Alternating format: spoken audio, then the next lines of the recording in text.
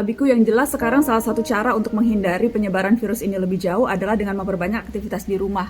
Karenanya kita bekerja di rumah, belajar di rumah, termasuk beribadah di rumah. Dan ini juga akhirnya yang menimbulkan pro kontra, Abiku. Apakah itu dibenarkan? Kita tidak datang ke masjid dan beribadah di rumah saja, termasuk ketika sholat Jumat, Abiku. Hai Nana, Bismillahirrahmanirrahim. Begini, semua persoalan jika dikaitkan dengan agama, maka salah satu hal yang harus diperhatikan adalah mengapa agama itu hadir. Ulama-ulama sepakat bahwa ada 5 minimal tujuan kehadiran agama. Yang pertama, memelihara agama itu sendiri, memelihara jiwa, memelihara akal, memelihara harta benda, dan memelihara keturunan. Segala sesuatu yang mengantar kepada pemeliharaan itu merupakan anjuran, bahkan kewajiban agama, dan segala sesuatu yang menghambat dan mengakibatkan terabaikannya tujuan tersebut terlarang oleh agama dalam berbagai tingkat larangan. Nah, sekarang virus corona semua sepakat menyatakan bahwa dia membahayakan jiwa manusia. Karena itu, agama pasti mempunyai pendapat menyangkut hal ini.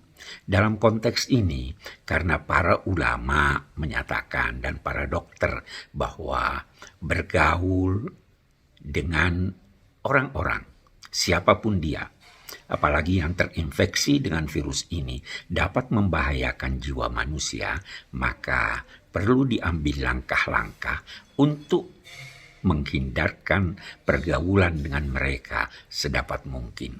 Dari sini agama menyatakan bahwa karena ketika melaksanakan sholat Jumat berkumpul orang-orang yang bisa mengalami penularan atau memberi penularan terhadap orang lain, maka ulama-ulama memberi fatwa bahwa tidak dianjurkan bagi mereka yang khawatir akan terjadinya dampak buruk terhadap kesehatan, tidak dianjurkan bagi mereka untuk hadir dalam salat-salat berjamaah, bahkan salat Jumat. Itu fatwa bukan saja dikeluarkan oleh Majelis Ulama Indonesia, tapi juga oleh ulama-ulama di Al-Azhar.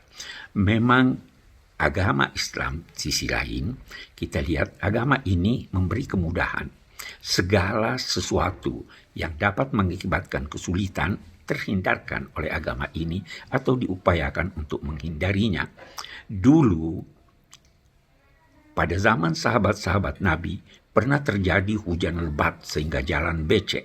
Azan ketika itu diubah redaksinya. Kalau dalam azan ada kalimat yang menyatakan hayya 'alas shalah, mari melaksanakan salat, maka panggilan ketika itu berbunyi, salatlah di rumah kalian masing-masing. Ini bukan berkaitan dengan keselamatan jiwa, tapi berkaitan dengan kesehatan dan kemudahan.